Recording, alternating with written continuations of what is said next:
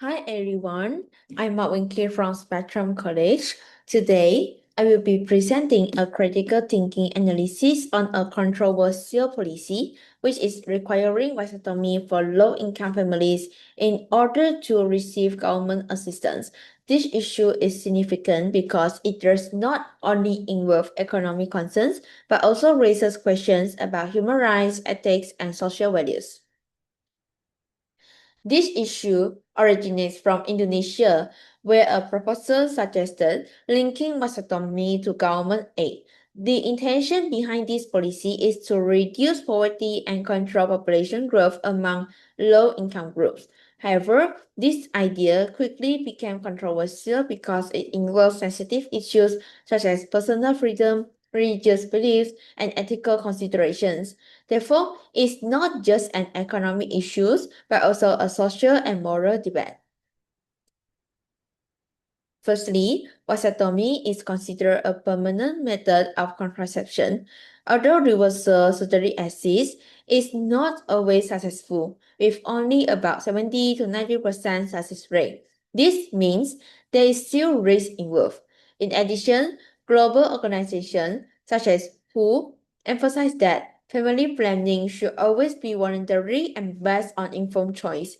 This highlights that forced medical procedures are generally not supported internationally. Next, we can look at the stakeholders involved in this issue. These include the government, low-income families, human rights organizations, and religious groups.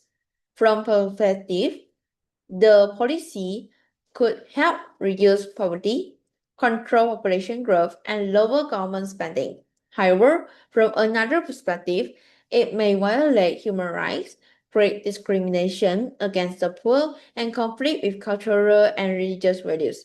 This shows the complexity of the issue. Supporters of the policy argue that having fewer children allows families to better manage their financial resources, leading to improved quality of life. It also reduces the burden of the government in terms of providing financial aid. Furthermore, controlling population growth may help improve national development and reduce issues such as unemployment and housing shortage. Some also argues that this encouragement to take responsibility in family planning. On the other hand, opponents argue that policy violates basic human rights, especially the right to make decisions about one's own body. They believe that linking vasectomy to financial aid creates pressure on poor families, forcing them to comply even if they do not want to. This can be seen as coercion. Additionally, the policy may conflict with religious beliefs that do not accept permanent sterilization, making it even more problematic. While some argue that this policy can effectively reduce poverty in a short time, this argument can be challenged. Poverty is not only caused by having many children, but also by factors such as lack of education, employment, and limited economic opportunities. Therefore, focusing only on population control ignores the root causes of poverty and may not provide a long-term solution.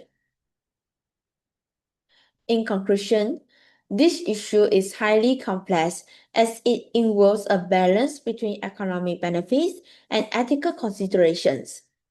Although the policy may offer short-term advantages, it also brings serious long-term risks, especially in terms of human rights and social inequalities. Both sides present strong arguments, showing that this is not a simple problem to solve.